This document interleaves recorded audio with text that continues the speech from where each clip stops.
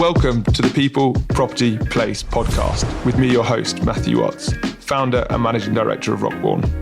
This is a podcast where I share the stories, views, opinions and career journeys of the movers, shakers, innovators and leaders in the real estate industry.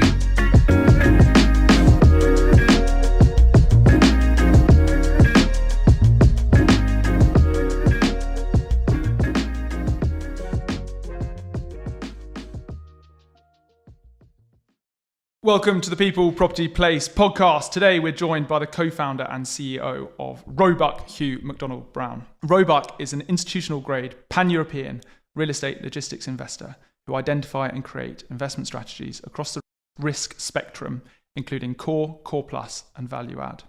Their current portfolio spans 7 countries with more than 100 assets and a value in excess of 2.6 billion euros. Hugh is a graduate of Cass Business School, now Bays, and started his career at BNP Paribas.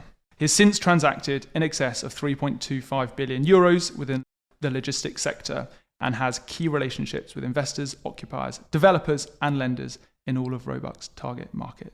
Hugh, welcome to the podcast. Thank you very much for having me. Not at all. Well, look, we'll come on to Roebuck and the story and the vision and the plans you have for the future. But a place I always like to start these podcasts is, how did you get into real estate? I knew you were going to ask this, so I should have been better prepared. But I got into real estate, you're going to think this is bizarre, but when I was 16 years old, and like all these things, you're at school and you've done your GCSEs and people start to say you need to get some work experience, put some credits on your CV. And it's hard when you're 16, you don't have a huge amount of contacts at that stage. But very lucky that my parents, my dad in particular, an old graduate, he's a lawyer, of his was a guy called Ian Watson. And for those who don't recognise the name, Ian Watson was the founder of Ashton Holdings and then latterly Hanstein Holdings. So I wrote to Ian back, age 16, no emails in those days, and just said, look, as a friend of Dad's, could I have a couple of weeks work experience? And he came back straight away. And that was it. And 2 weeks working at Ashton, and again, for those who don't know, secondary industrial, 1960s brick-clad estates. And I was just shoved in a car with whoever's going out on site, and had a lucky situation where I got to spend some time with Ian as the founder, and he's a great guy.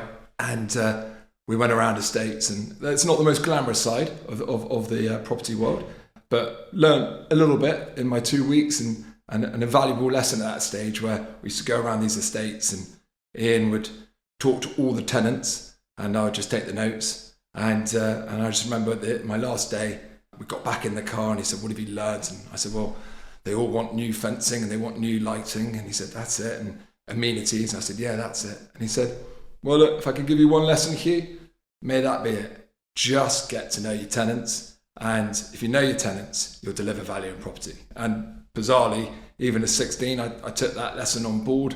And that was it. I'm not going to say I was away and flying in the real estate industry. I had a couple more years at school and university to follow. But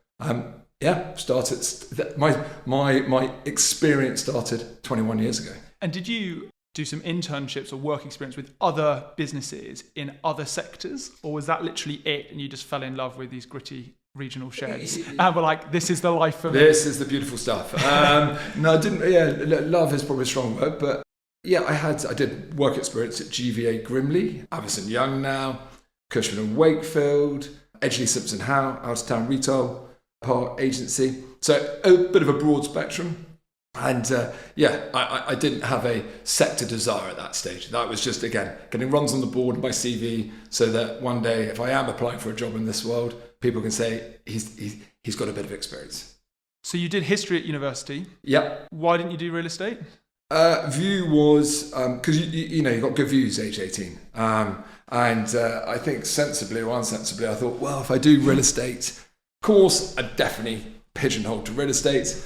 And I thought, you know what, just do a university degree that doesn't necessarily put me in that space straight away, just in case I have a change of heart. And I didn't. And parents were delighted with another years of tuition fees as I went to Cass Business School a year after I finished university at Newcastle. So after Newcastle, you kind of realised actually real estate is what I want to go and do. Yeah. And so you applied to do your masters, get the kind of qualification as it were.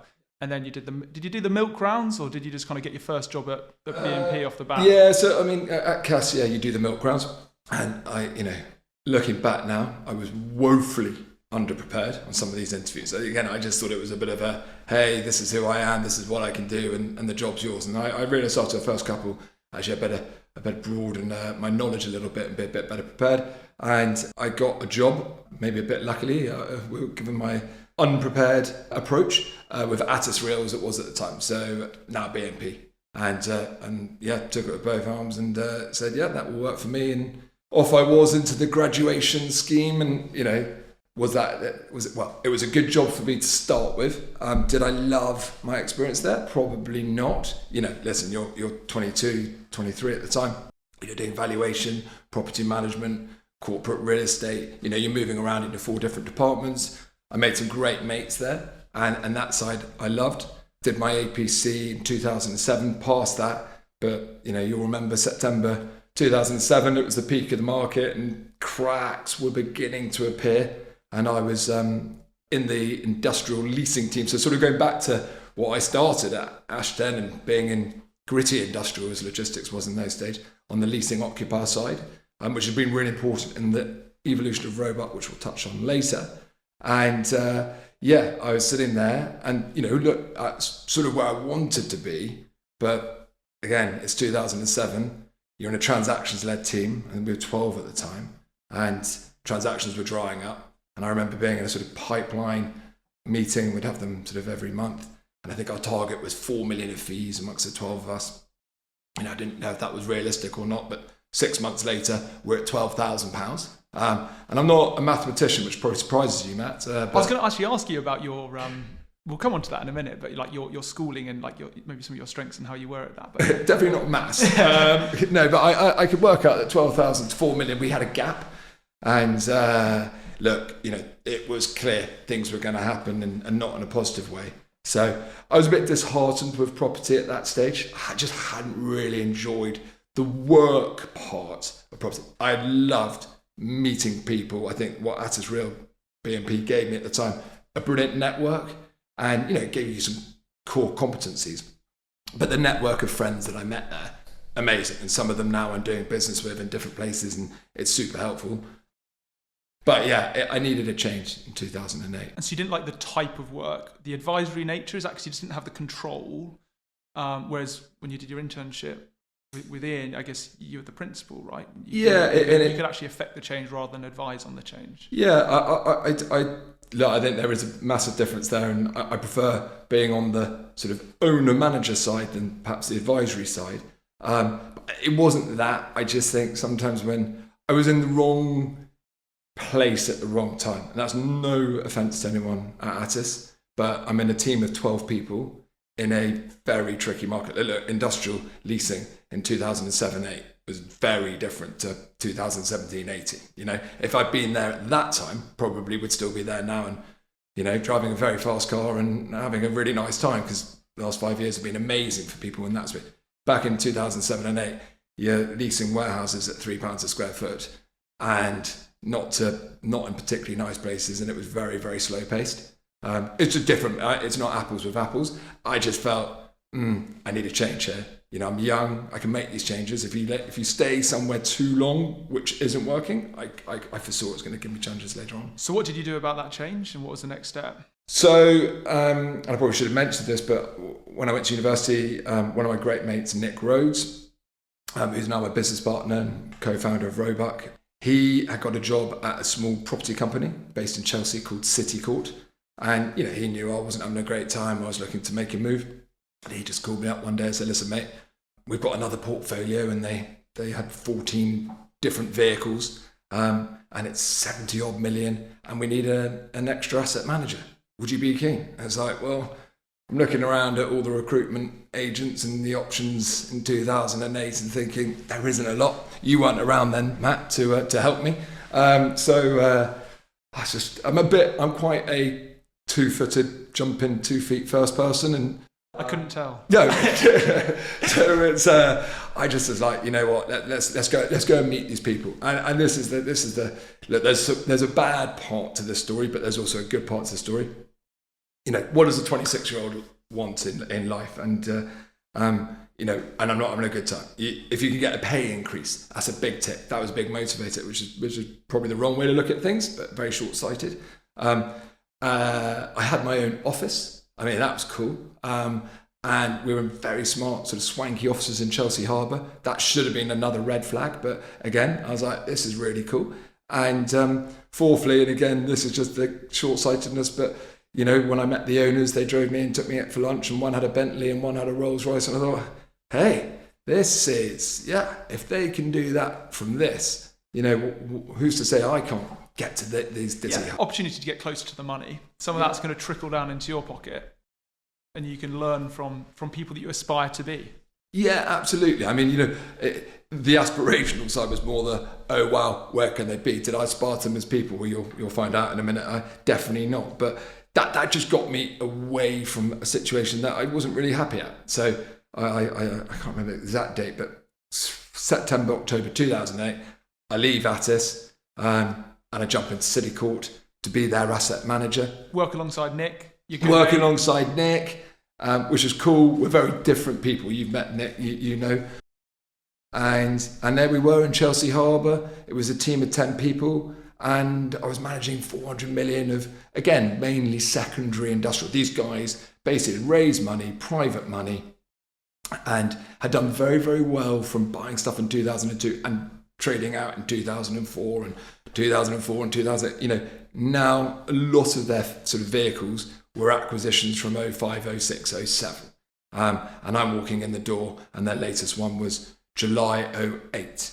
So, but there's a lot of assets for me to sort of manage, but very, very tertiary and secondary sort of kit, which was cool.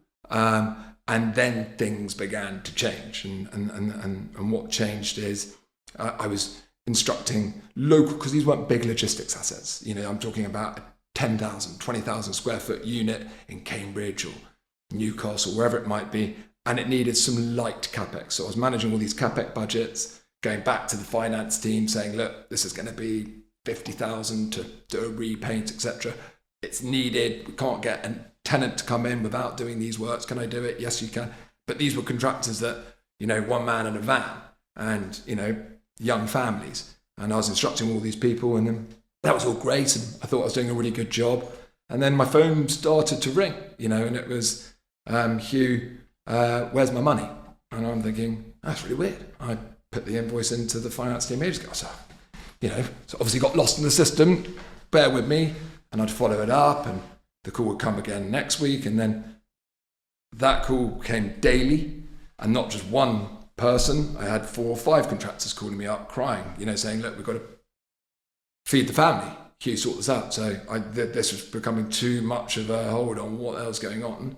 I'm relatively confident, and I'm not confrontational, but if something's on my mind, I'll speak my mind. And I just walked into the CFO's office and said, listen, you know, I'm not stupid. Something is happening. You can't be missing all my invoices. What the hell's going on? And he said, yeah, we don't have any money. Right, okay. What do you mean we don't have any money? We've got a £400 million portfolio here. You know, you're driving around in Bentleys. Like, yeah. What do you mean? And he said, well, you know, I shouldn't tell you this, but the portfolio that we recently bought, we're having to use surplus money from that portfolio to keep all the other portfolios alive and not being sort of taken back by the banks. And I'm thinking, hold on, that's different investors with different money, different structures. That again, in my simple terms, that's a Ponzi scheme. And he was very quick to say it's not a Ponzi scheme and we're going to be paying everyone back. But I again, was just thinking, what is happening to my life? Here I am, 4 years into my glittering career, and I've ended up in a place I didn't really want to be, and now I've gone somewhere else with a pipe dream of this is going to be amazing. And it's June 2008, and I just remember calling my parents, and I just said, you know, what am I going to do? And I remember my dad just said, you need to get out.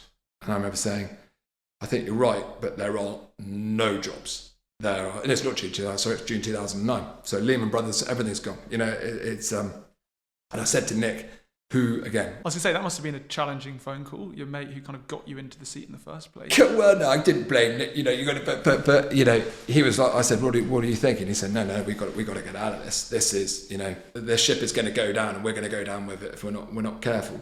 And I think that's when we said, right, let's, you know what we're going to do? Let's set up a business. And that's when Roebuck was launched. And, you know, that's, July 2009, Roebuck was off and away. And not quite how we had planned to find something. So there's no jobs in the market, and you just kind of looked at each other and said, we've got to get out of here. Let's just set up and start up a business. Where did the name Roebuck come from? Got to be very honest on this podcast, but, you know, if you want to, one of the first name that Nick and I came up with was Corona Estates. And A, Corona after a beer is a terrible name. And two, given the Corona crisis in 2020, that would have been a disaster. So no, we very quickly, we actually met a mutual friend who said, just you mustn't call it Corona Estates. And we were sort of trying to come up with different names. And actually, I was with an ex-girlfriend, and we were having lunch in a pub called the Roebuck Inn. And I just remember saying, it was a sunny day, if I owned a pub, you know, the Roebuck's a strong name. I'd love to have a pub one day, and I'd call it the Roebuck Inn. And she actually said, why don't you call your business Roebuck Asset Management? Yeah, good idea. Called Nick straight away. I said, I've got it, Roebuck. He said, yeah, brilliant. What is it? Return on equity? I was like, something like that. Yeah, and that's it. So no clever sort of anagram or anything like that. Just a drink in the pub. So did you have a business plan? Did you kind of set your roles and responsibilities split between you and Nick? Did you kind of have, you know, $5,000 worth of savings that you kind of chucked into a shared bank account? Like, what, you know, setting up a business or like coming up with Roebuck, great, but like, what tangibly did you do, and how did that play out? Like, clients, capital, deals? Yeah, I mean, if people are listening to this, they're just going to be probably going, these guys are jokers. But, you know, let's take a step back. Number one, we were slightly forced into the situation. You know, it wasn't like we planned to launch a company and we spent 12 months coming up with a brilliant strategy and we could launch on day one. It was a reaction of a very unfortunate situation, which I now look back and go, it was the best thing that ever happened to me. So it was really 2 laptops, 2 phones. What's the business plan? Let's formulate the business plan whilst we're in the thick of it. And look, we called both our parents, and you know, we were lucky enough to have parents who are very supportive, and you know, both of them lent us £15,000 each. And why 15,000? We knew we'd have some operational costs, and we worked out that actually this is before the living crisis and high energy bills that we live in today, that we could survive on, you know, £800 to £1,000 a month. That's what, you know, give ourselves some food, be able to have a couple of drinks with a mate on a Friday night, so you can slightly de-stress from the work week. But that meant no holidays, you know, no new clothes, no gym, what I call luxury items, but that's cool. That is part and parcel of setting up your own business. But we had that 15,000 we cash flowed, sort of worked out that it would give us maybe 15 to 18 months. And we knew we needed a period of time to try and do something. So answer to your question, that was the money we had. And we had no business plan at that stage. What we knew and thought we'd do is just become an occupier-focused business. And why? Again, going back to Ian Watson, back when I was 16, and his was know your tenant, know your tenant. And again, Ian Watson's business partner, Morgan Jones, if you look at them as characters, Ian was the sort of more agency, investment-y, market-facing person, and Morgan was the sort of detailed, very methodical numbers guy. And I think, well, look, and if you ask anyone who knows Nick and I well, we're very complementary skill set. So our whole point was, you know, why not be the next Hanstein? You know, you're 27 years old and you're working from a kitchen table in Battersea. So it's quite lofty ambitions, but that was the premise of Roebuck. Just be better than any other asset manager, fund manager out there. Get in front of the tenants, know them, and somehow good things will happen. And so you were more market facing and more trying to origination, and Nick was more kind of like making sure that he was catching everything and making sure it all stacked and you delivered what you catching all my mistakes. Yeah. Something like that. I think, probably that's a fair thing. You know, the nice thing about Nick and I is we actually can do each other's jobs, but we're better placed at the different ends of each other's jobs. So yeah, probably I was more on the phone to agents trying to find deals. But look, you know, knowing what I now know, and that's not to put anyone off, anyone listening to this today, but you know, 2 27-year-olds, let's be really realistic, no real track record, newly qualified, global financial crisis, working from a kitchen table, our network was okay. We'd only had 4 years in the industry, so it wasn't huge. And we hadn't really had any institutional experience. Quite a few headwinds there to sort of get you out and about. And, that was, not going to lie, we sort of got to December, so sort of 5 months in. And look, one thing Nick and I have, and there's easy things to say, our work ethic, I would say, is probably a real USP. We genuinely will, I think, go beyond where most people will go. And we worked every hour, but it was so speculative. We were trying to do a high street retail fund with private investors. Thank goodness that didn't happen. We were trying to broker London city offices. We've never been in that sector, but when you are starting out, you are exploring everything to try and find which door unlocks probably the fastest and B is going to take you on a journey with some direction. Give you some capital to seed your next 3 months to buy you another time to get a lead. And that's all we were trying to do. We were just trying to sort of get fees in from somewhere. And look, you get to December, you're 5 months in and you've got 0 on the clock. And, I'm not trying to get the violin out, but we were sitting in ski jackets and woolly hats around the kitchen table because I didn't want to put the heating on in my house. It was like, let's trim every cost down as much as possible here. And I had a bit of a wobble. And I generally, I'm telling many people this, but I actually, Monday afternoon, I can't remember when in December, but I got myself into my bed, fully clothed, under the duvet. And anyone who knows me will say, Hugh, he's glass half full, is a bit overflowing at the time. I honestly, when there's an issue, I'll see a positive to it. I'm lucky to have that sort of mindset. But this is just, I think we'd had a bit of bad news on a deal that we've been working on, falling out of bed and Kel Surprise, that was just seeming to be the story of our lives. And I just got into bed one Monday afternoon. I called one of my best friends and he had recently gone out on his own and he was doing really, really well. And I just thought, just council time, buddy, how are you finding things? How do you do it? I'm struggling. I'm thinking of, getting my CV back out there and seeing if there's any jobs. And he's like, Macca, seriously, you've got this. You've got cash flow for another 12 months. Do not throw in the towel. And I was like, mate, it's very easy to say that. But here we are on a Monday afternoon and I'm fully clothed in my bed. And I think I'm not sure. I don't think I've got... I don't have the stomach for this. Yeah, I don't think I've got what it takes. And this is God's honest truth. He said, you do not know what's around that corner. You do not know. Do not give up. And I was like, mate, the corners are looking pretty bleak. And anyway, we finished that conversation. And this is the freaky part. But within 5 minutes, my phone goes. And it's cool. Came in from a foreign guy called Alex Fahabs today. And he said, is that Hugh Macdonald Brown? I said, yes. He said, you used to work at City Court, didn't you? Oh, God. This isn't getting any better. He's going to ask for some money. Find me the windowsill. And I said, yeah, I did. And he said, well, you left. I said, you left a few months ago. Why did you leave? I said, listen, we're 27 years old, my business partner and I, we didn't like the way it's being run. He said, and what are you doing now? I said, didn't tell him I was lying in bed. I said, we're working from a kitchen table. We've set up our own business. We're going to be an occupier-led, best-in-class real estate investment manager.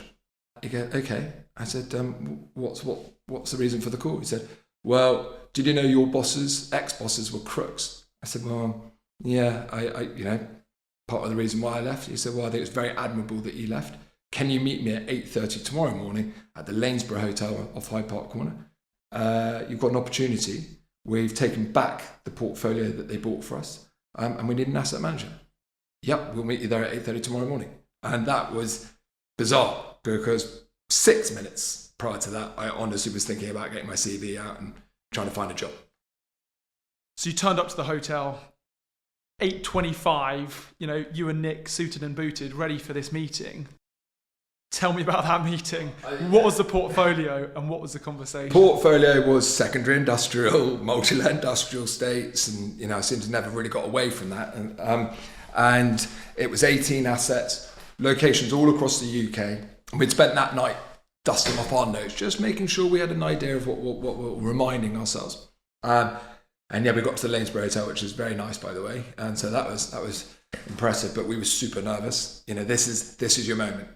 Don't fluffy lines. And Alex was there with two of the other investors, and they just said, right, we've got 24 hours to go to the bank, which was Santander at the time, and we've got to present a business case, and we've got to convince them not to take the keys back, and we can't have that happen. So you're coming with us to the bank tomorrow. You've got 24 hours to get yourself as match fit as possible. Fine, go through everything, look at it all. Saw the bank, got on really well with them, and now we're mid-December, and they said, look, we want to see a 5-year business plan, a cash flow with all the assets incorporated, and we want to see, this was a 75 million portfolio, the loan was 45 million, value is now 35. It's a dire straits situation. Yeah. And so they said, we've got a month, and that's Christmas, New Year, gone. I don't care. This is there's little times in your life, and everyone will get these. I'm a big believer of that, where when it appears, go for it. And so Christmas, New Year, we worked on it, presented this 5-year business case to the bank, and said, look, this is what we would do. Now, in the interim, you're never going to be the only person, trying to host the party. So we found out there was another group, not a particularly nice group, that will remain nameless. And this guy was calling me all the time, trying to put me off my guard. And one day, very nicely, he called me up to say, well, not to remind me, to tell me he was a former English schoolboy boxing champion. And he was be more than delighted to show me how good he was if I didn't back out the way. Which is one of those lovely calls you get as you're trying to get yourself ready to pitch.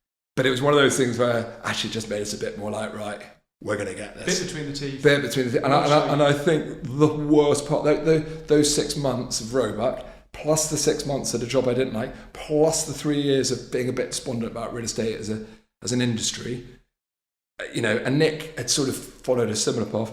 We've just built quite a lot of resilience. And I think that's, with our hard work and this resilience sort of layer, I was just like, let's bring this on. So anyway, we pitched to the bank end of January, and then we got a call from the borrower and the bank saying, we want to use Roebuck. It's a 5-year business plan. You can have a 5-year asset management contract.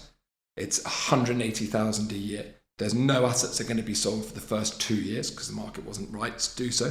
Stabilize this portfolio, and then we'll look to do a divest program as per your cash flow and look to recover the bank's position and as much of the investors as possible, which over the years we did. But that is like, oh wow, we're getting 180,000 a year. There's just 2 of us. We didn't have an office, and really cool moment when I was able to email my parents and say, Mum and Dad, just to let you know, check your bank account because the £15,000, I've already spent 6.5 of it. I've returned it to your bank. I've just landed a 5-year contract.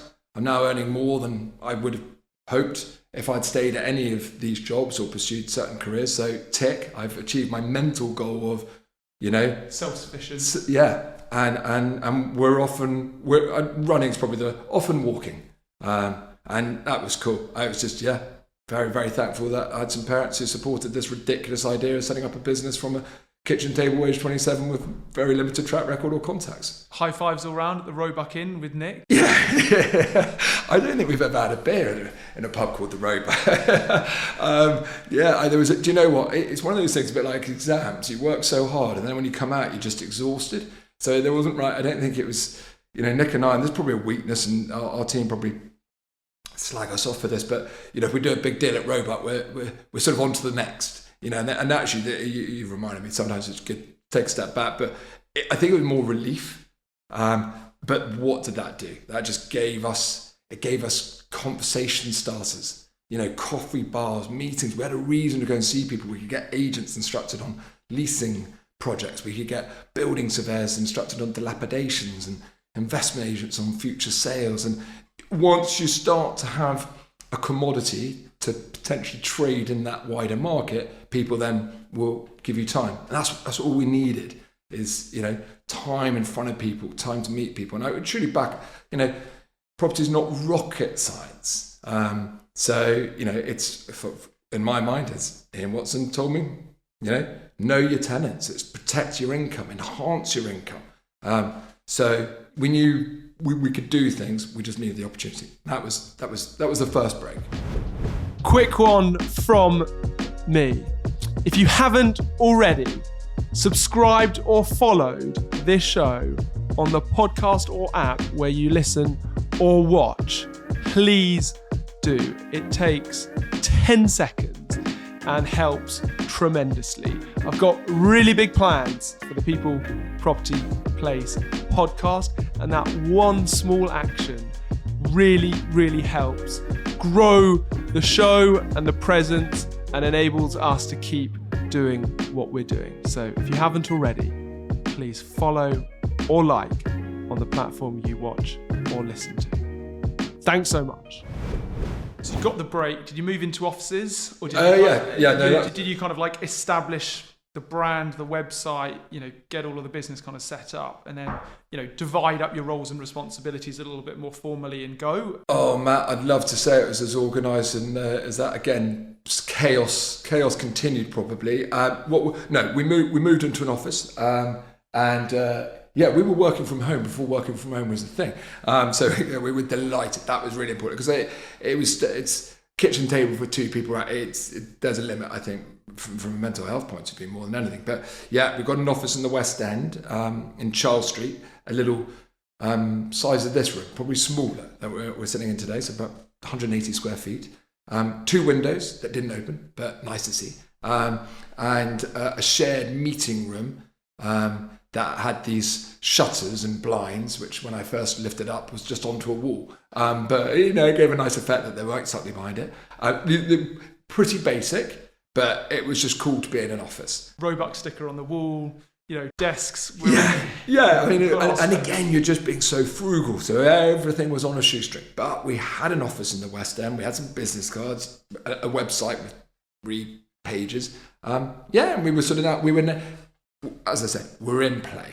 And that's what we can ask for. And, we then got a few lucky breaks through some of Nick's contacts, actually, some private clients. And we did a bit of work. We actually ended up buying an office building, and that was huge and really good fee and an asset under management. And suddenly it's like, okay, we've got this historic 75 million portfolio, plus we've now got a 30 million asset in London.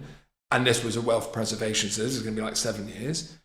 Okay, we still don't need anyone else at this stage. And then the next second sort of biggest break, but this was the game changer for us. As I met a guy called Paul Chudlow. That name might not mean anything to you, but he was the senior partner of Healy & Baker, which then he engineered Healy & Baker to become Cushman & Wakefield. So he was very, very senior operator in property, huge experience, massive contact book.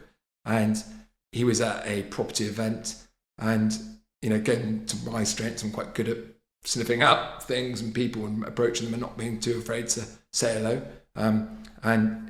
One of my dad's great mates had worked with him for a long time, so I had his little link to say hi, and I know Andy Gulliford, who's the mutual contact.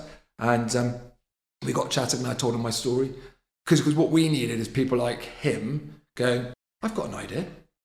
I'll connect you to these guys who are looking for someone just like you. Correct. And at the time, you're probably, you're thinking, let's win the mandate rather than charge the highest fee, so we can get that in and maybe undercut someone else who's going there because our cost base is a bit lower, and then it just builds that credibility. 100%. He said at the end of our sort of drink, give me a call tomorrow.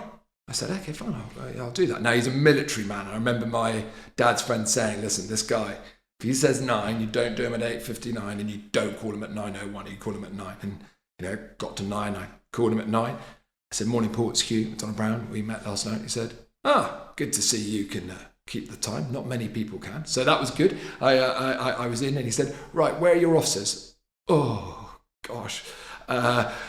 In Charles Street, but you don't need to come there. If we can meet you, mutual, you know what it's like when you're starting out. You're sort of the illusion you've got all this great stuff, and the reality is very different. Anyway, he walked in and he sat in our room. We didn't have a table, so it was like 4 spinny chairs sitting there in this 180 square foot non-window open room. And we chatted through, and he just said, "I love your story. I love your energy. I love this operation. You keep your costs under control. Shall I tell you where I've got an idea for you?" Yeah, absolutely. He said, well, as of last week, It'll be formally announced on the stock exchange because it's a publicly listed company, but I am going to be the non-exec chairman of Roebuck Group. Right, okay. And they are in the process of buying a portfolio just over 100 million, and they have 100 million of other assets. And they brought me on because they want to use my network of real estate advisors and professionals to find an asset manager or managers to add value and look after their portfolio because they don't have the expertise in-house. Would you like to be included in the tender process? Let me just think about that. Yeah, let us come back to you. Quite busy on this distress deal. Yeah, there's quite a lot of people who want to work with us. So. Join the queue. No, it was like, wow. And again, I don't know why, but emails weren't sort of such a thing in terms of passing documents. But 2 days later, this lever arch file came through with their whole portfolio, and we met the. Well, actually, I went sailing with my dad. This way, fine. I'm probably digressing, but Paul said he said, just give yourself a motto: stand out, be different. I remember I was sailing with my dad and just said, Dad, I've got to be different. And my dad, being a lawyer, much more intelligent than me, and he's actually an artist now, so an artistic lawyer. I said, Dad, help me out, and maybe a few glasses of wine had been consumed or something. But he said, I've got it, Hugh. Roebuck is no ordinary animal. Put that on your pitch. I was like, Dad, it's brilliant. Excellent.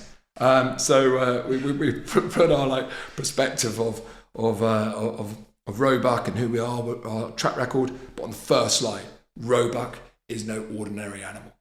And we went to go and see them in their Soho Square offices. And, the guys, Richard Butcher, the CIO, was there. He's quite a dry man from Carlisle. And we flicked over. I paused on the page thinking, hello, he's gonna like this.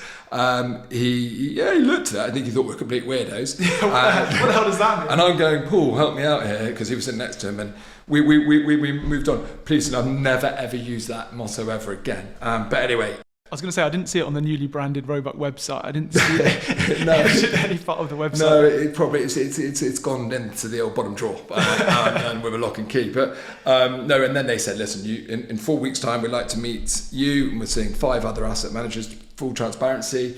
Come back to us. We'd like to know how you tackle our portfolio and what your skills would be and your approach. Anyway, this is again that little moment. That window's open and Nick and I looked at each other and said, you know what we've got to do? And I said, I know what we've got to do. And what have we got to do? We've got to go and see every single asset in that portfolio. And we've got to get in front of all their tenants, and let's find everything we can do about what the tenants want, etc. Going back to that lesson I learned at age 16. So we got in our cars. We actually split because the portfolio was literally all over the country. And then we came back a few days later, and meeting notes, everything, we compiled it. I went on holiday actually, and I remember being away in Turkey, and I didn't leave my room, and literally just Googling everything we could about all these businesses, and we put together a deck, and honestly it was about 200 pages in the end. We had a cash flow for, if you want to spend CapEx, this would be the business plan. If you don't want to spend CapEx, this is the other business plan. And Nick was frantically doing all the Excel stuff, and I was probably doing the photo formatting, the value add part. and then we said, look, we'd like to come and see you in your headquarters. I know you're coming down to London, but let's come up and see where you guys operate. And he said, well, look, I'm going to be in Warrington on said date. And again, bang, we took the train up and presented Richard this 200-page plus deck and and went through it all. I think he probably lost interest by slide 7, but at least he could see that we'd put in a lot of speculative groundwork. He said, well, look, I'm going to London tomorrow when I thought I was going to be seeing you guys. I'm seeing the other 5 people, and look, we'll be in touch. He's not a man you couldn't read anything. I couldn't tell if it was going down well or badly, or we completely messed it up. And then again, one of those phone calls you never forget. 5 o'clock the next day, and Richard, Hugh, Nick, I'm at Euston train station. I've just finished all my meetings today. I just wanted to let you know, I always be a big believer in giving good news when good news is made available. And having reviewed all the other tenders, we're going to appoint Roebuck as our asset manager, and we're going to start you off with their 30 assets. We're going to start you off with the 6 main ones. No one else is being involved, but these are the more critical time ones. And if it do a good job, that will grow. And by the way, within 6 months, we were managing all 30, which is cool. And when we remember sitting there going, wow, we said, look, out of interest feedback, why us? And he said, and I knew who the other 5 groups were who were definitely bigger and more experienced than us. And he said, well, firstly, you came to see us in our headquarters in Warrington. We really appreciate that.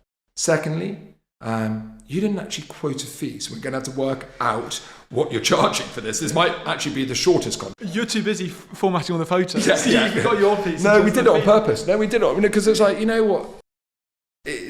We didn't need it to be huge. Let's tailor it for you. You're giving us this opportunity. And honestly, that was our rationale.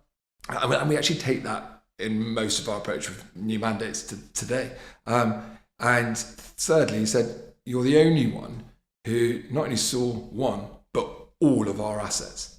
We made a decision this afternoon, spoke to the board, spoke to our CEO, that you guys will create more value in our portfolio and you're the partners we want to work with. Oh my goodness. Oh wow. Nick, we're gonna have to employ someone. Yeah, I was going to say, at what stage, winning these mandates, did you start going, right, Yeah. we need to turn our attention to building a team here because we just don't have the resource or ability to or bandwidth, frankly, to get around all these properties? Yeah, no, and that became evident, and so that was in 2011 and start of 2012.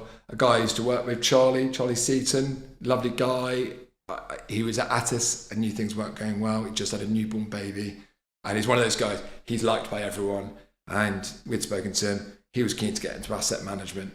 And we just needed, Charlie's one of the safest pair of hands. And we're like, look, DNA, character, when you're 2 to go to 3 is key.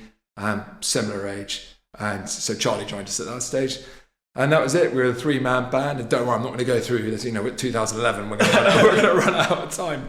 But yeah, that was really, really cool. And I think the game changer is now we're reporting to a FTSE 250 company. That's great track record for us. We're not doing it for Santander Bank. We're not doing it for very ultra high net worth individuals. We're now, presenting to PLC boards, reporting, managing their assets that have got to deliver value for their shareholders. So that's great.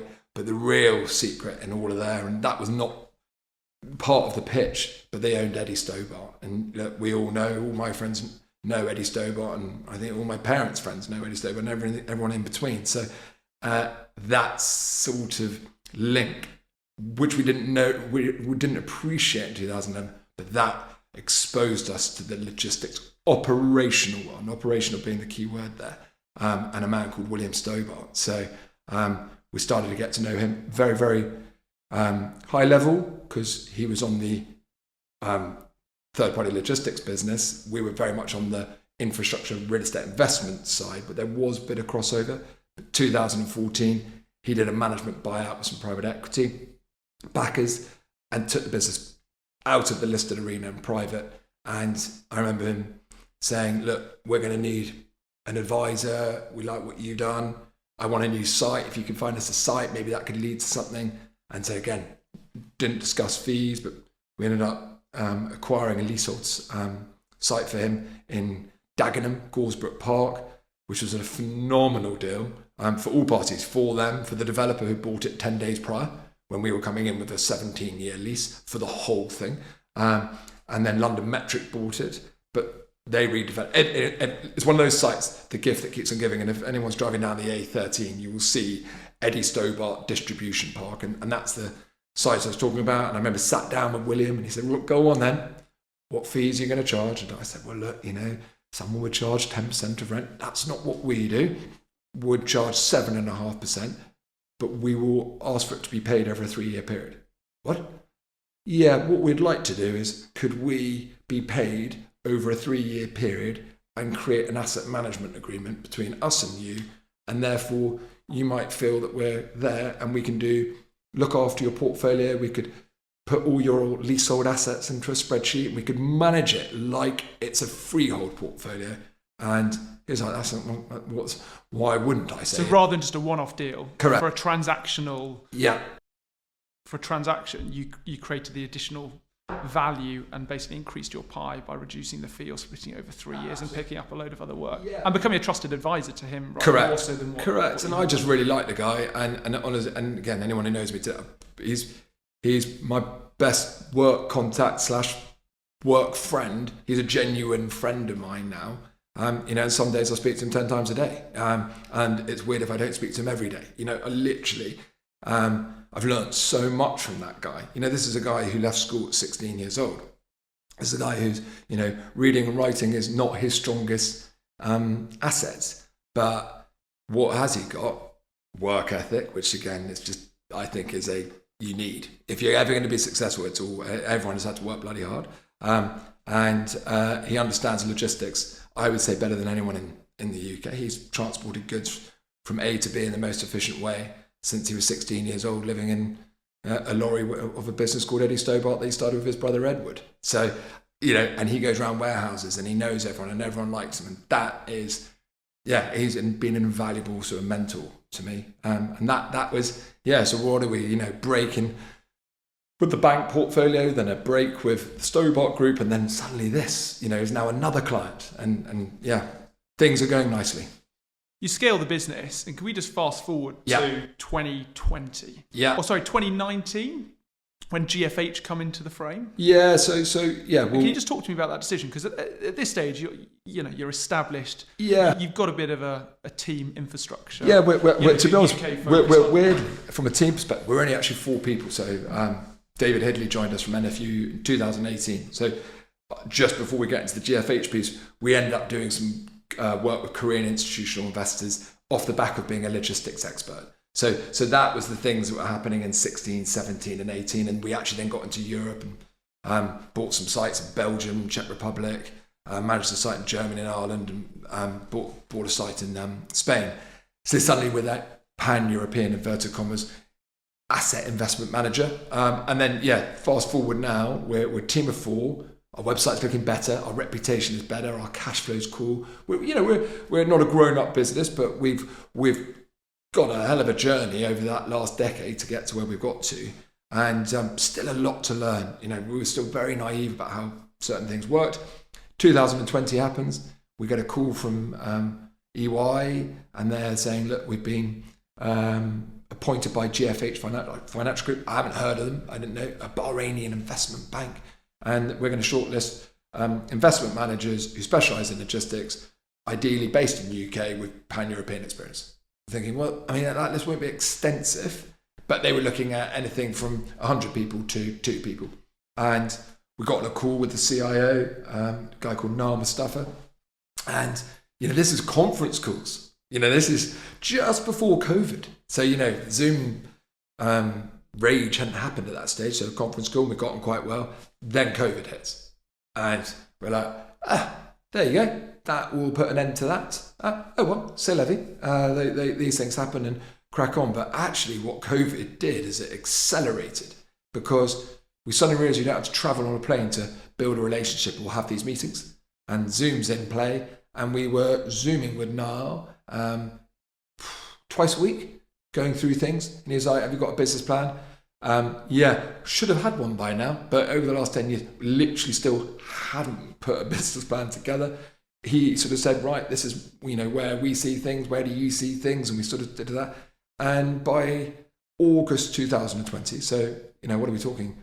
6 months, and COVID's sort of settling down, but there's 6 months of getting to know each other on Zoom. Physically haven't met the guy, but feel like I haven't spoken to anyone more over that period than him. He said, "Right, meet our CEO," met the CEO on Zoom, and we got on very well for a couple of hours and talked through how we saw things and what we needed. And they said, "Right, we want to buy 60% of your business."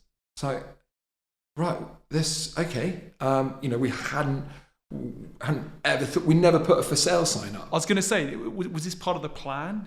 Mate, you're probably gauging not the plan hasn't always been a plan. No, but in terms of, you clearly worked incredibly hard, hustled, sniffed out deals, over-delivered, created as much value as you can. But not being hand to mouth, but, chasing the next fee or the next contract. This is a big step up in terms of fresh line of capital, supercharge the business, grow up and institutionalize the platform, right? But also give up some control. Yeah. So again, it's one of those things they'll remain nameless, but one of the top 4 accountancy firms is aware of this and said, "Look, Hugh, Nick, can I come and advise you for a small fee of 750,000 just to get this deal over the line?" You're thinking, do you know what? We're okay. We'll and so, we took no advice, and we just structured a deal with GFH where 60% gives them control, but actually they don't want day-to-day control. Management decisions to stay with Nick and I, hiring, etc., building the team, doing what we want sits with us because they've got other things to get on with. Yeah. We know what we want and we know what gaps need to be filled. And that's crucial in the relationship, right? Because otherwise you're operating with your hand behind your back. Yeah. And too many occasions you see businesses that are bought or structured like that. And the very thing that they want to buy and protect and foster and grow, they end up handicapping by being overly involved with it. Yeah, absolutely. We wouldn't have signed in if it had been any other way. So that was a red line point for us, and they weren't even asking for it. That was a nice thing. The nice thing with GFH is we sent the 6 months leading up to that. We've got to know them pretty well. We're completely aligned. What do we want to do? We want to build our platform, and you hit the nail on the head earlier when you said institutionalize our platform. When they bought us, we were an uninstitutional run business, the processes, the system, because as you say, the market was just moving too fast. So we were just going deal to deal to deal to deal to deal to the next. And, as a 4-man band, you don't have enough time. It's better to do the deal rather than spend time putting a system in place. And, actually, they identified, we now need to bring in an analyst. We'll bring in, another analyst and finance director and Rockpool integral to some of those hires in there. Over the next, from 18 months of their ownership, we actually did a deal with them in Spain, which was brilliant. And we're in and out, thank goodness, and peak of the market, which was great. And they delivered an amazing return for their investors. They, amazing return for themselves. And amazing for us. So, lovely start of that relationship. And we could see how quickly they could move compared to what we'd seen with perhaps our other investors from Asia, where it's a bit more slow and it takes longer. So that was great. Then we put a business plan in place, which is evolving all the time, which gave us the confidence to make these hires. And, we're now 2 people in Spain, 11 people in total, which is still, it's tiny by true sense of the word, but we now can provide that full spectrum from, cradle to grave. We've got institutional experienced people in there now. We've got proper systems, and that's what GFH have really done. They've, lifted our heads from our keyboards. It's too much. You get into the weeds. You forget there's a big world out there, and a lot of money wanting a lot of different things. And they've just said, go and open your eyes. And, they've been helpful. They've made introductions. But really, in terms of just stabilizing, getting our business into the right place, moving it into, I did a LinkedIn post when GFH got involved. This is chapter 2 of Roebuck, and we're, still at a very early stage of that chapter, but big ambitions to go and do some cool things. And yeah, that's a big part, to be fair. We wouldn't be doing what we're doing now if it wasn't for them. When you got that unsolicited call from EY and you think, GFH coming in and they wanted to buy a stake or partner up with the business, when you and Nick entertained that, was there any conversations around, okay, we should go and talk to other parties, or we should kind of maybe look at other options, or did that not really kind of cross your mind? Yeah, again, because we weren't advised, it's a bit like you get an agent to sell your house, like, they find the people to come around and view it. You're not so good at doing that. We'd actually had an approach from 2 other groups, and one was progressing a little bit side by side. I won't say who it is. And at the time, they were actually potentially looking like, actually, that might be our more preferred route, just in terms of their turbocharged plans. We would have been joining a much more established European investment manager, but turbocharging UK. And that seemed cool. And I thank my cotton socks, is that the word? That's one thing you say in 5. That we didn't go down that route. It would have been the wrong route. So I think that we didn't really test anything out dramatically, but we got a sense, and I think I mentioned earlier, I'm sort of 2 feet in quite quickly, and I get a feeling, get a view, and crack on. Yeah, and I just don't overcomplicate things in life. And if something feels right, it's got to work for both parties. I don't want to be in a situation where GFH go, why have we bought into this? This hasn't performed. So we wanted to structure a deal where, we could make their return back by doing a deal with them in Spain, and hopefully hitting beyond our profit targets, which they will benefit from. And also we need someone who's going to be really supportive, but allow us to do those day-to-day things, as we touched on earlier. So no, we didn't go down a full tender process. I don't think we needed to. And, hindsight is a wonderful thing, but 2.5, coming up to 3 years in November time, December time, seems to be in the right call. At the moment, can you just give me a bit of an overview of your portfolio? I know it's kind of core to kind of value-add kit that you look at. Logistics, or industrial and logistics, has got lots of different niches within it. Yeah. Can you just break down the different parts of the niches within logistics that you look at and the strategies that you run as well? Yeah. So again, the last 2 years have been hugely important for us, getting that structure and actually working out, a lot of our AUM have been created by a warm introduction, be it the Stobart Group, be it Eddie Stobart, be it the privates, be it bank portfolio at the beginning of our journey. And, we're grown AUM by those introductions. And the Koreans was a similar process.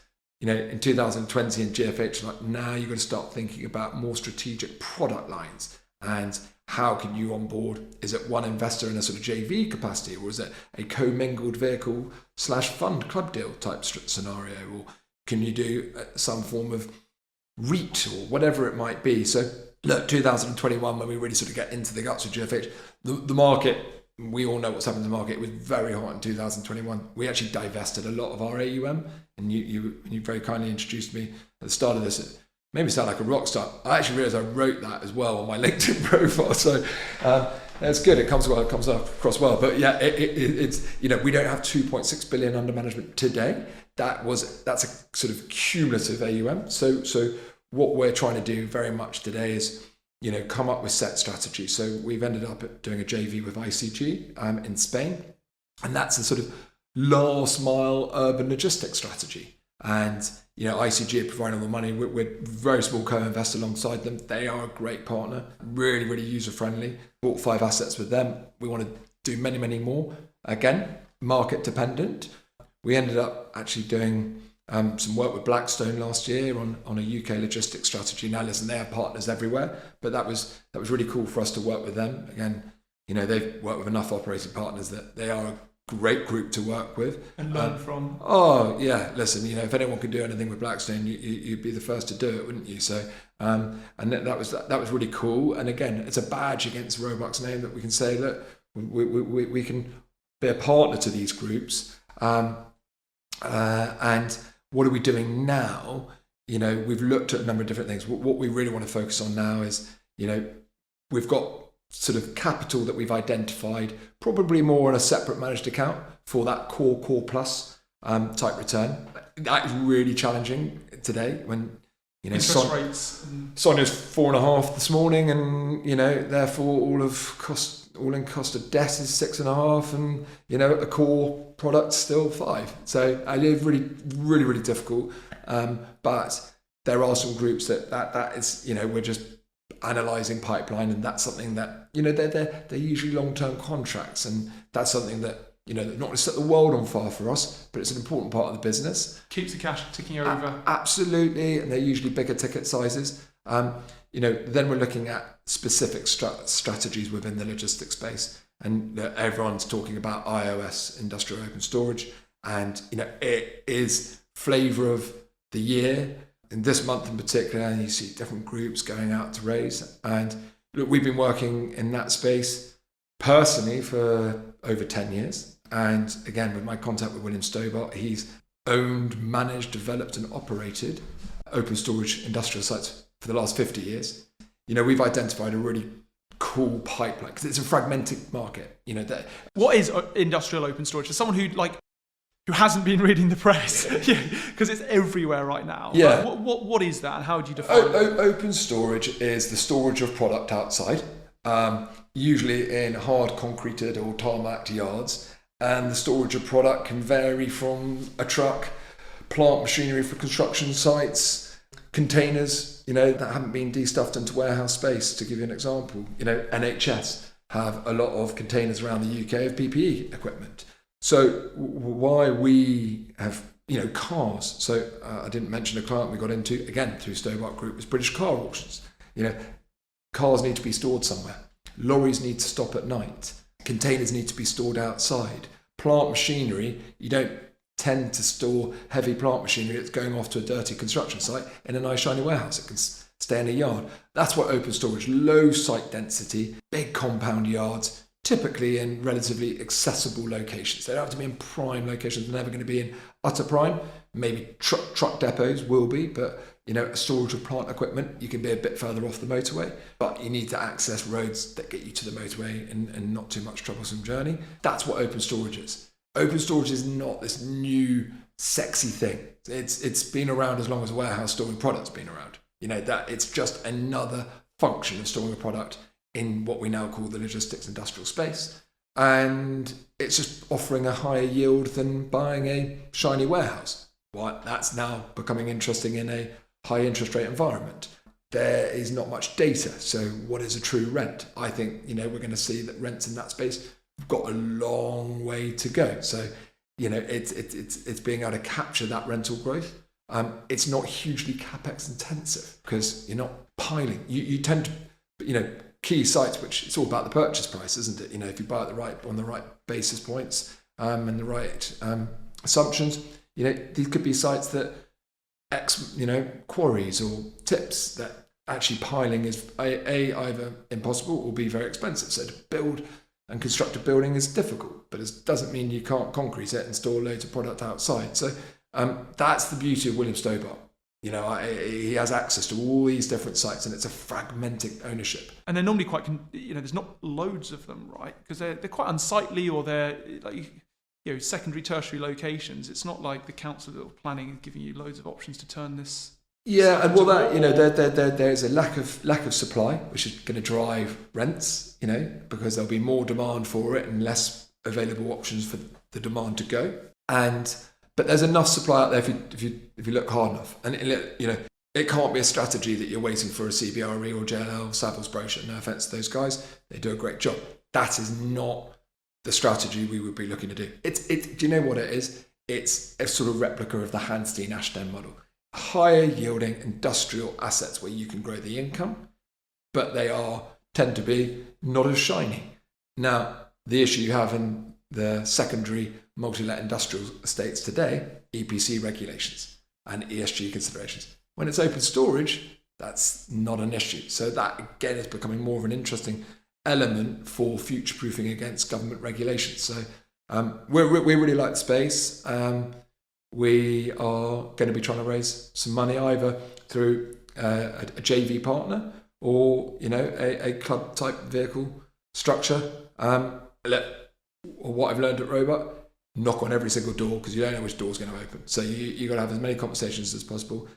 So that's something we're really active on. The other thing we'd love to do, and set myself up for a big fool here, but hey, you've got to try everything. As we would love to try and start a REIT at some stage. Now I look at the REIT market. All the REIT share prices are significantly down. Yeah. So they're not going to be raising money anytime soon. They've got legacy valuations they need to deal with. I'm not saying they're in a bad shape. Look at some of these guys that have done an amazing job. We've invested with them 6-7 years ago. You still made a brilliant return, but they've got now portfolios that they need to work and sweat and do things. Blackstone have taken out Hanstein, turned it into Mileway. AJ Mucklow was taken in by London Metric. Industrial REITs recently was bought in by Blackstone. So, there's potentially a gap there. Anyone I speak to is going to say, Hugh, you're mad. You haven't got the right team size and, there's people out there. But hey, if I listened to all of that, I wouldn't have set up Roebuck. I wouldn't have won the Stobart Group, and I'd had that boxing champion guy knock me out. So the reality is, everyone could tell you it's impossible, but it's not impossible because hopefully the last few years and we've done things that people would have said, yeah, you'll never win that Stobart Group pitch, but you can. So it comes back to going to apply some hard work and see where we get to on that. So that's something we'd like to do. We'd still want to expand our footprint in Europe, but that we're conscious. I hear people all the time, we're going to do this, this, and this. There's only a certain amount of hours in the day. And I think with GFH, we're getting that focus. So let's focus on the iOS strategy. Let's keep the SMA JV working with the groups. We're doing one at the moment in the UK. It was in React News, but I won't name them because we haven't officially sort of signed up terms yet. But we're trying to buy a couple of assets with a large group, sovereign wealth fund, for a period of time in UK logistics. So that would be great. So people like that would be awesome. Then we can try the iOS strategy and at the same time maybe start to work on a REIT thing. Pause, see how each thing's going. And listen, that's not all going to go according to plan. One might happen, one might not, both might not. Whatever happens, we'll learn something that will then maybe lead to another door. So that's what we're looking to do. Working with GFH, we might establish an office in the GCC region. No joke. That is a lot of money being focused on there. Logistics is 10, 15 years behind where we are. And, human behavior is pretty similar across the world. They're going to be developing out a lot of logistics products. And, maybe, people like us can add a layer of expertise and a USP to a GFH. They were setting up a local fund, which they're looking to do. So it's exciting. Yeah. You clearly own, and focus on that logistics space and then the various different niches between within it. But also you've got a couple of different buckets or pots of capital or types of deals. Have you ever thought about diversifying and maybe going into another sector? I know initially when we started this conversation, when you're looking at setting Roebuck up, it's city offices or retail. Have you ever thought about diversifying that or not? You read every day and yes, PBSA and student housing and life sciences, and you're thinking, data centers is obviously quite closely tied. And I know we've actually managed a data center back in 2012 and sold that in 2017. That's one deal, so not a huge track record, but I think the issue for us is I think people now, money LP investors, they want to focus. They want a manager that's focused on a specific area. And one thing we take pride on is we genuinely, and I know it's really easy to say, but we are completely obsessed by the occupier. Is our thing. Being retained by Eddie Stobart, that's now part of a bigger group called Kalina Group. That's 22 million square feet across the UK. We have access to that portfolio. We see different things that other managers just do not see. And, that's invaluable to us. That gives us an edge. And it's not an edge to try and knock someone out of the way. It's just to give us a point of difference that an investor might say, I really want to tap into that DNA. And I think we don't want to lose that obsession. If you ask Charlie Seaton, the guy who joined back in 2012, he's been with us now over 11 years. He tracks the CBRE Savills take up. Yeah, but we've got our own data.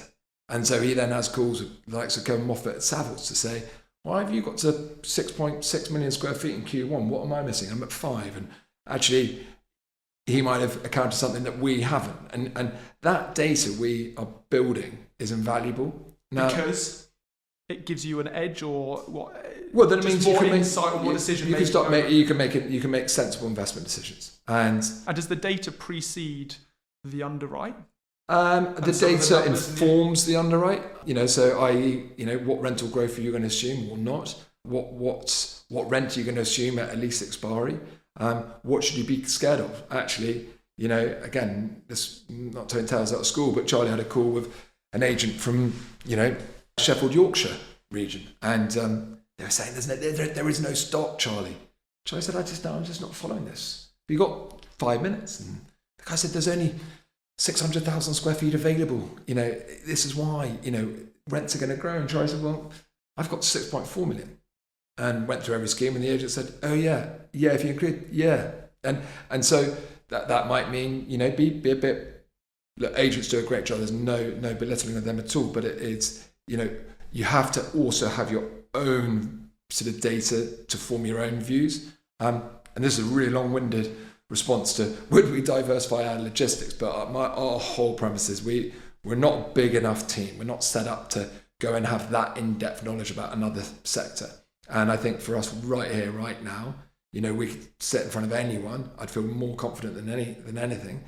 In front of any LP investor or potential partner and say, look, we really know what we're doing in this space. And our key difference is we're completely led by the occupier. And I know everyone says we've got great occupier relationships.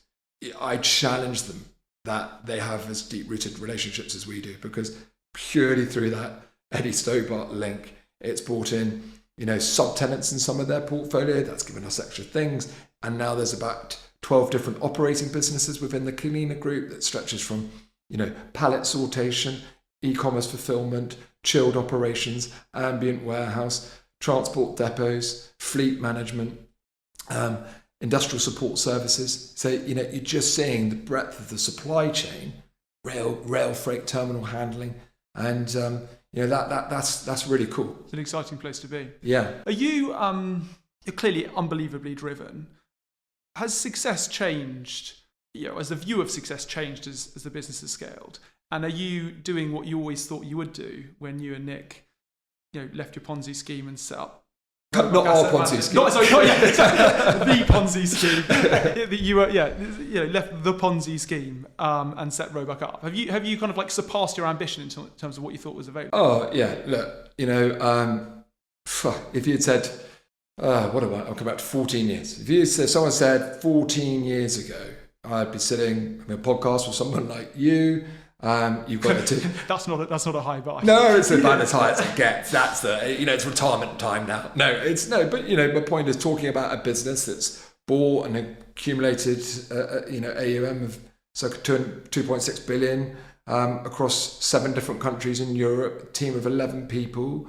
We've sold 60% to a really supportive shareholder, and we've got really big ambitions to potentially go and do a fund or a REIT, and we're doing a JV with ICG, and we've got a JV with Blackstone, and we've done work with Apollo. We're about to do one with hopefully a big Asian sovereign wealth fund, and hey, we've also been advising Eddie Stobart for the last 12, 13 years, and William Stobart's one of it. These are things that we like, no way, absolutely no way, because 2009 was a jumping in was just a purely to get me out of a bad hole. And if any of my school friends are listening to this, it sadly probably won't be, non-property people. But I was not an overachiever.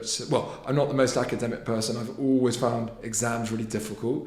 I found most things really difficult, but I've always worked really, really hard to overcome those things, and I've overachieved in most things I've applied to. So it sounds really arrogant. I'm not surprised that I've got to where I've got to, but would I have thought I've got to here today? No way. Am I really pleased? Absolutely. Am I sitting back, feet up on the table? No, I don't think I've ever worked harder. I think it's getting more intense. The ideas are now spinning. I'm really lucky that the team we've got, and thanks to you with certain of those guys, and exactly who I'm talking about, we've got a really cool team. It's a young team, diverse team, and different skill sets. And I now feel really comfortable and confident that everyone doing the things I used to do, from account management to analytical work to reporting to asset management to origination. I can quite literally take myself out of that, and all of those functions are happening. And that's allowing me to now think about, right, how can we get to the next thing and build the next thing here? So really pleased. I think if you asked Nick, he'd said the same thing.